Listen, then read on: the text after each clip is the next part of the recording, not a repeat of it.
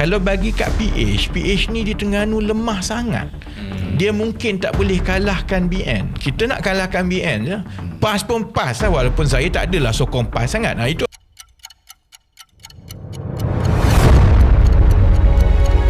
Webi, kalau boleh saya start dulu.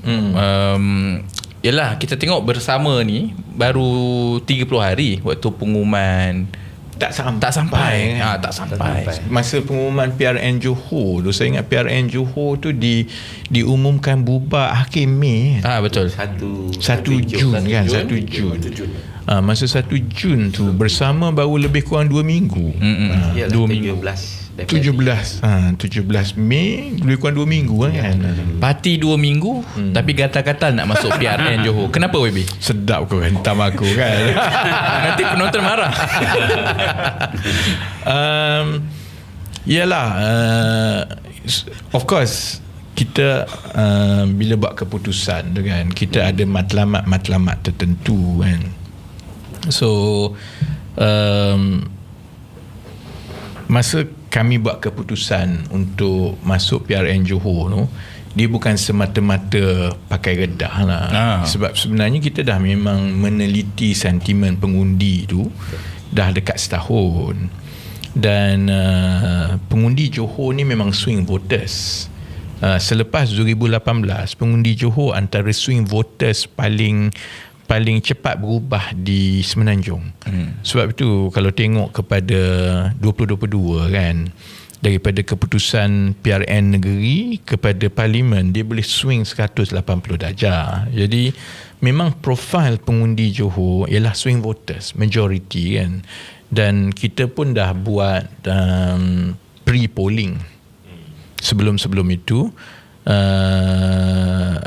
dan profiling sebelum itu menunjukkan bahawa pengundi Johor adalah antara yang terbuka untuk mempertimbangkan pilihan lain.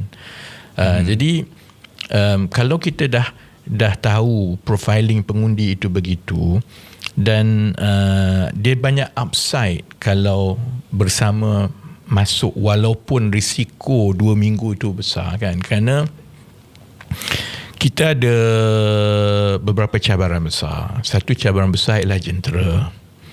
Kemudian untuk memperkenalkan bersama.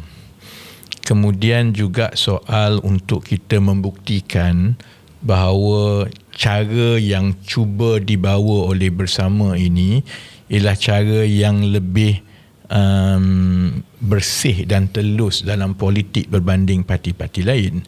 Kalau kita sembang saja tapi kita tak boleh buktikan, dan kalau kita tangguhkan perkara itu, makin lama makin dekat dengan PRU 16, benda tu konsep lah. Konsep ini, kecuali pengundi melalui dan menilai sendiri, konsep tu kekal konsep. Jadi PRN Johor membolehkan bersama membuktikan beberapa proof of concept yang kita ada tu boleh dipraktikkan. Contohnya satu cara berkempen yang lebih inovasi. Kita ada inovasi dalam kempen, kemudian kita menggunakan kewangan politik yang telus kan. Perkara ini perlu dibuktikan. Sama juga orang selalu kata kalau parti baru ni dia tak ada jentera. Kalau tengok selepas 70 tahun pun soal bergaduh pasal jentera ni tak selesai. Siapa-siapa berkawan dengan PAS, lama-lama PAS kata kau tak ada jentera. Jadi kita nak buktikan daripada awal bahawa dalam tempoh 1 bulan kita tidak ada masalah jentera seperti yang orang takut kan. Kemudian proof of concept yang ketiga ialah kita juga nak tunjukkan bahawa pendekatan bersama yang tidak menggunakan pendekatan parti dinosaur, ambil calon yang mesti, dan kita cuba cari yang terbaik daripada kalangan orang yang memang dah ada pengalaman politik dengan calon-calon terbuka. Perkara itu perlu kita perkenalkan kepada pengundi lah. Dan of course lah semua itu kita nak kena pertimbang dengan risiko yang macam mana prestasi kita dengan pengundi lah kan. Jadi sebab itu memang daripada awal kita dah ambil pertimbangan. Dan Negeri Sembilan pun masa itu pun kita dah tahu dia akan ada pilihan raya.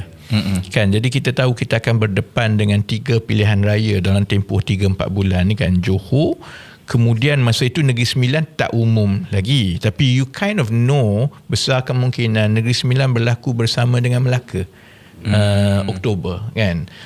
So kita memang akan menghadapi beberapa siri pilihan raya pun. Jadi daripada kita tunggu dan kita bercerita menyusun konsep ini, lebih baik kita masuk bertempur, kerana kalau masuk bertempur itu walaupun tidak menang ataupun walaupun hilang deposit, tetapi kita berjaya secara cepat menyusun jentera, belajar daripada pengalaman itu, kita cepat-cepat put our teams, yang sebab kita tak sama macam parti lain tau. Kita bertempur dengan semua ni, dengan semua parti dan juga dengan semua segmen pengundi, China, India, semua kan. Jadi daripada kita tunggu, lebih baik kita masuk, dan itulah keputusan yang dibuat lah. Dan cuma yang berbeza itu ialah selepas kita umum akan masuk, kita memang ada buat pre-nomination polling. Dan pre-nomination polling itu keputusannya sangat berbeza dengan polling pada minggu yang pertama. Kita ada chart tak untuk tunjukkan pre-nomination polling kan. Cuba tengok, tolak tepi dulu yang 107 constituency poll tu kan. Cuba tengok yang atas tu. Yang ini kita tunjuk kat skrin untuk penonton tengok kan. Ini untuk membuktikan Dr. Sam kan, kita tak masuk buta tau. Kan. Saya memang jenis berkira semua kan. Kalau memang masuk buta, memang buang duit sajalah kan. Kalau tengok yang itu tu, pre-nomination poll, itu ialah seminggu sebelum penamaan calon. Yang ini dekat Dr. Haris pun saya tak share lah. Angka bersama dengan pengundi Melayu, Cina dengan India tu, dan state average tu adalah ialah boleh diterima. Dengan angka begitu sebenarnya mencukupi untuk kita masuk bertanding lah. Dengan Melayu contohnya 13% yang, dan yang ini bukan pandai-pandai tau. Yang ini memang lebih kurang 1,600 respondents randomly call dan stratify and representative of pengundi di Johor lah. Dan seminggu sebelum penamaan calon tu Melayu 13%, China 11%, India 23%, dan state average dia 13% tu memang telah melepasi deposit. Kan. Jadi berdasarkan yang ini, of course kalau you masuk, logiknya ialah kalau kita berjaya paling kurang bertahan dengan pengundi-pengundi yang memang sebut saya akan undi bersama. Yang kuning tu 13% tu responden yang sebut saya akan undi bersama tau kan.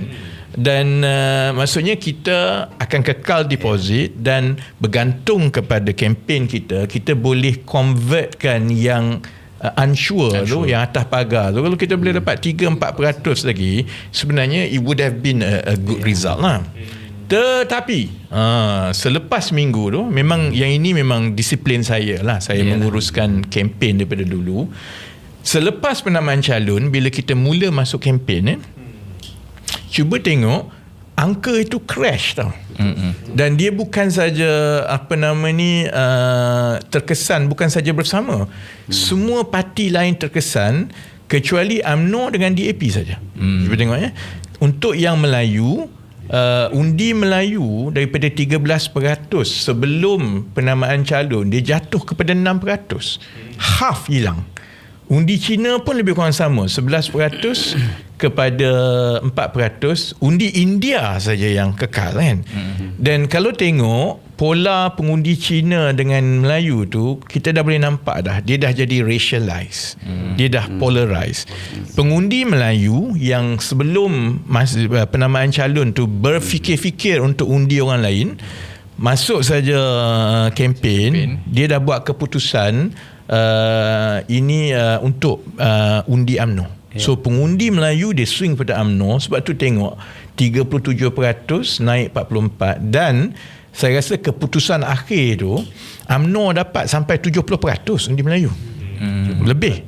Saya rasa parti-parti lawan ni tak lebih daripada 20% pun. So maksudnya undi UMNO campur undi PN yang 12% tu, campur semua 21% yang atas pagar tu, semua UMNO ambil. So dapat lebih kurang 70%. Actually DAP pun begitu juga. So kalau tengok undi Cina DAP kan, sebelum penamaan calon only 35% tau. And bersama masih lagi ada 11%. Kan? Bila masuk saja penamaan calon, undi MCA stay sama je 26%. Tapi undi DAP dah naik 47, dia ambil semua yang bersama semua tu. Kemudian saya rasa dalam keputusan akhir, majority maybe 80% daripada pengundi atas pagar Cina tu semua pergi kat DAP. So keputusan akhir DAP mungkin dapat dalam 60% lebih, BN mungkin 30%, dan bersama memang dapat 5 lah. Sebab itu keputusan akhir tu is on the dot seperti post nomination. Maksudnya undi Melayu bersama dalam 4 ke 6%, I think 5%, 4%. Ada kawasan slightly tinggi tau. Ada kawasan macam Lakin, undi Melayu lebih kurang 6%. Undi Cina yang rendah. Saya rasa Tiram pun macam itu juga. Tiram actually yang dapat lebih sikit tu ialah undi Melayu. Tiram, Permas. So kalau yang tengok yang dapat dekat 3,000 tu, semua kawasan yang concentration Melayu tinggi. Tapi Chinese tu memang drop lah, around 4% or even lower lah. And kalau tengok di JB antara Lakin dengan Setulang, Setulang is about 70% Chinese, Lakin is 75% Melayu. Beza dia besar tau, Lakin dengan Setulang. Kalau kita tengok mikroskopik bersama lah, maksudnya di Lakin sebab pengundi Melayunya 75%, sebab tu undi akhir dia dekat 6%.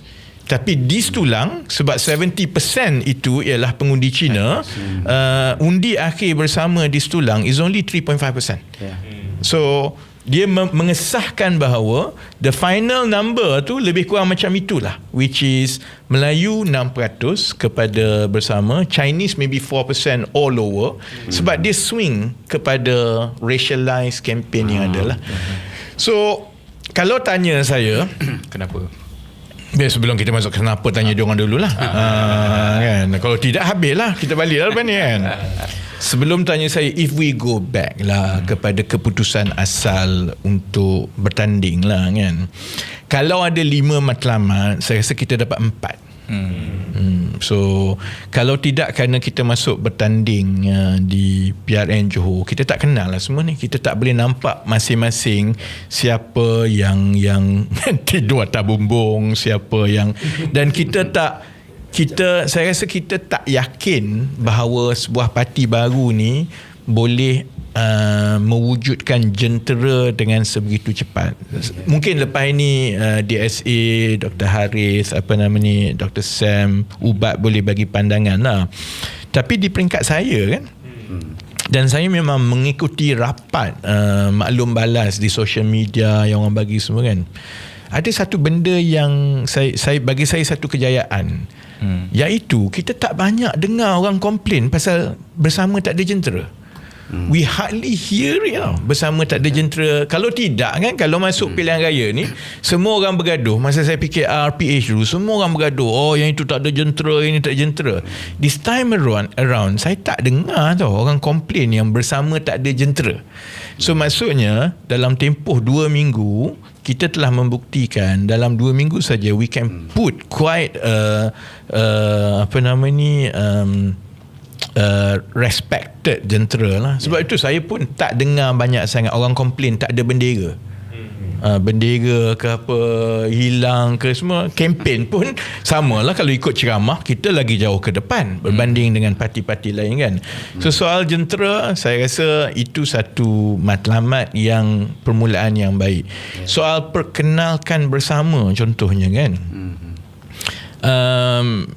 walaupun orang gelak dekat kita duk sibuk fokus dan digital media ni Dr. Sam kan, statistik lah kan, dalam tempoh 2 minggu itu kan, yang menonton kempen kita daripada pagi sampai ke petang ialah lebih kurang 1 juta rakyat Malaysia.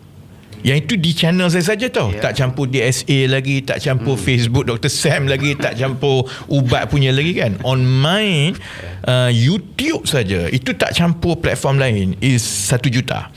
Daripada 1 juta itu 315,000 ialah orang yang pertama kali menonton. So maksudnya kita berjaya memperkenalkan bersama dalam tempoh 2 minggu itu kepada 315,000 orang yang baru. Now, orang kan tanyalah, alah bising lah, kenapa dia tak terjemah kepada undi? Baru 2 minggu. Kalau orang buat marketing kan, actually untuk you reach out kepada consumer baru, kepada prospek baru, sangat susah tau. Jadi matlamat memperkenalkan bersama itu kepada dalam tempoh 2 minggu kepada 1 juta rakyat Malaysia, dan I think is about 20% itu daripada yang menonton itu, anggaran kita ialah rakyat Johor. Dia dan 20% tu kalau 1 juta maksudnya lebih kurang 200,000 lah. Tapi bukan semua mengundi di kawasan kita, dan bukan semua akan mengundi kita. Tapi berbanding dengan contohnya kita buat ceramah kelompok semua yang 10 orang 15 orang datang, maksudnya memperkenalkan bersama itu telah pun berjayalah, tercapai kan. Ketiga, soal budaya politik baru. Kalau tidak, dia kekal konsep tau yang kita kata kita nak perkenalkan calon-calon daripada orang biasa, profesional semua kan. Walaupun ada yang komen pasal calon lah minggu pertama, calon begitu begini kan, tapi by and large menjelang akhir kempen tu, soal calon tu dah tak timbul sangat dah sebenarnya. Kalaupun ada yang beberapa orang kritik ke apa, benda tu sama ada tenggelam ataupun dalam kes ideal kan, sebab dia budak kan, dalam kes ideal tu dia dah jadi plus point tau. Kalau tengok social media traction, yang paling banyak traction ideal. Sebab dia ada follower baru kan. Jadi yang itu pun saya rasa matlamat memperkenalkan proof of concept. Sebenarnya kita boleh buat begitu, bagi peluang kepada orang biasa yang ada latar belakang dan juga berkempen tanpa perlu berbelanja besar. Saya tengah kira untuk siarkan secara keseluruhan berapa belanja kita lah. More or less I think lebih kurang 600,000 untuk 15 kursi, lebih kurang berapa 40,000 satu kursi. Actually 40,000 satu kursi is doable. Of course adalah hutang lagi yang aku tak bayar kan. tapi to prove a point that sebenarnya kempen seperti itu yang saya tak dengar banyak sangat orang komplain pasal selekeh ke apa semua kan. Dengan RM40,000 yang ditanggung oleh parti, kita boleh buat kempen yang boleh diterima oleh masyarakat lah, tak nampak miskin sangat kan. So that's a benchmark tau, RM40,000 untuk satu kerusi DUN. Dan matlamat kelima ialah tidak hilang deposit, yang itu kaput lah. Dan yang itu mungkin kita nak bincangkan lah, apa yang sangat berbeza daripada pre-nomination poll yang hilang separuh tu, undi Cina. Maksudnya yang kuning tu ialah orang responden yang memang kata akan undi bersama. Melayu ada 13%, Cina ada 11%. Dia hilang separuh selepas kempen bermula seminggu lah. Dia kalau tengok data akhir tu kan, sebab tu saya kalau perasan daripada minggu pertama kempen tu, saya tak sentuh sangat dah PN. Sebab daripada pre-poll kepada post-nomination, pre-nomination ke post-nomination polling tu kan, memang dah jelas bahawa undi PN tu collapse di Johor. Malah pandangan saya Dr. Sam kan, sebenarnya arahan Ustaz Hadi tu tak ada kesan.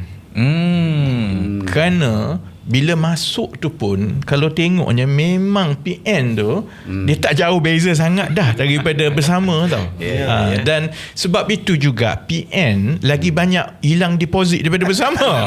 Sebenarnya dia memang dah reduce to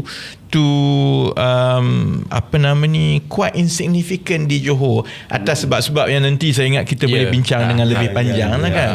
Tapi macam DSA katalah, saya masa di command center lah, saya ingat Ubat pun ada dengar-dengar lah, tapi saya tak share secara rasmi. Calon pun ada dengar-dengar lah kot. Saya tak tahu Calon ada dengar-dengar tak first week punya poll, so saya tak share lah kan. So bila keluar first week punya poll kan, yang menunjukkan kita takkan lebih daripada 7% dan kita akan hilang deposit. So masa tu pun kita orang dah tahu dah sebenarnya Lakin mungkin dapat lebih, Tiram dapat, di mana tempat yang ada kursi yang ada Melayu bandar lebih sikit tu. Sebab yang itu kumpulan pengundi paling besar bersama buat masa sekarang, Melayu bandar yang berpendidikan. Kan. So and we know by then Ubat memang China will not go far lah kan, Chinese kan. So walaupun kita cuba push untuk minggu pertama, minggu kedua tu kan, tapi adalah juga kawan-kawan kata mungkin poll salah ni semua kan. Saya of course go back kepada Invoke yang dah buat benda ni 10 tahun and they hardly miss lah kan. So I go back, kata explain to me kenapa dalam tempoh seminggu boleh drop half of the vote. Dan satu benda yang saya rasa disiplin yang kami ada, ini disiplin akademik juga sebenarnya kan. You jangan kacau dengan data. Data ni kalau dia dibuat secara saintifik, kena pada ilmu dia, kalau dia tunjuk macam tu, macam itulah. Kan. So explanation info agak mudah sebenarnya daripada minggu pertama lagi. Iaitu nampaknya ada anti PH, anti Anwar sentiment yang cukup besar.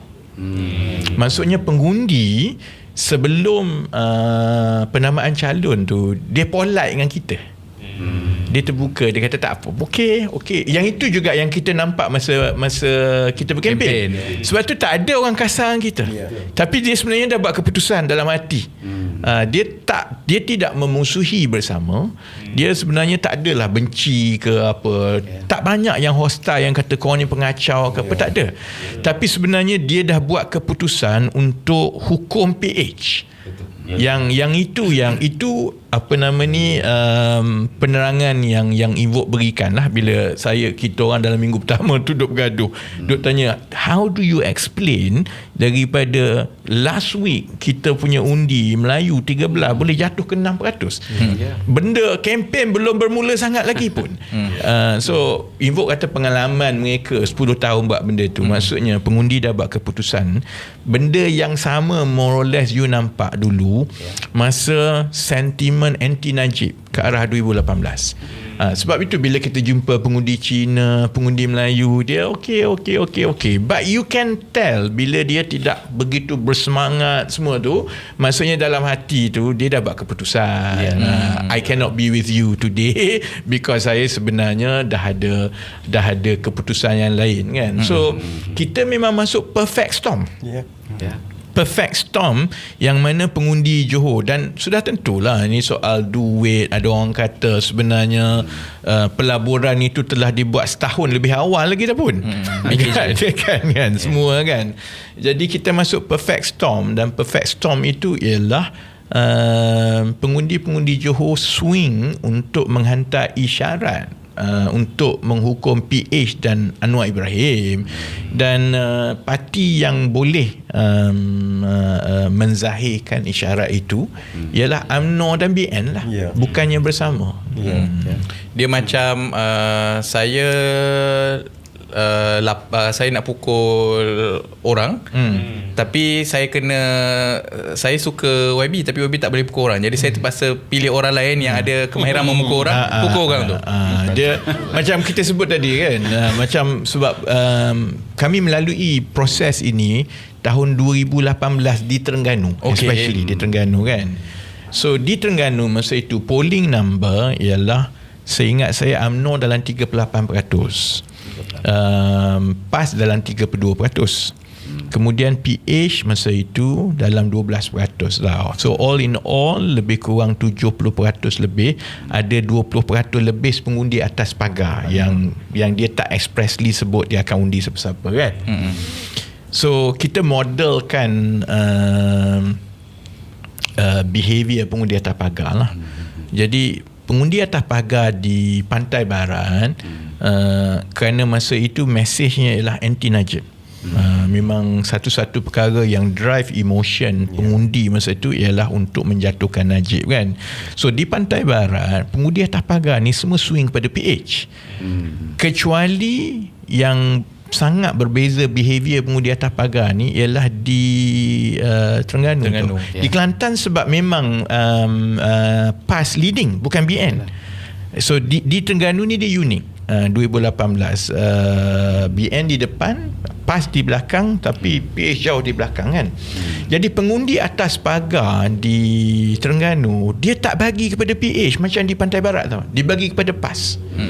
Dan alasan yang sama post election, of course bila result tu lain, then you go back and you conduct another survey lah untuk you tengok kenapa yang pengundi atas pagar ni dia bagi kepada PAS kan. Alasan yang sama, logik yang sama di kalangan pengundi atas pagar ialah kalau bagi kat PH ni di Terengganu lemah sangat. Dia mungkin tak boleh kalahkan BN. Kita nak kalahkan BN je. PAS pun PAS lah, walaupun saya tak adalah sokong PAS sangat. Itu ayat yang, dan fenomena yang sama itu nampaknya memang telah ada di Johor even before kempen bermula pun. Sebab itu akhirnya bersama dengan PN ni tak jauh beza tau kan. So dia memang buat keputusan, China, India, Melayu, especially Melayu lah kan.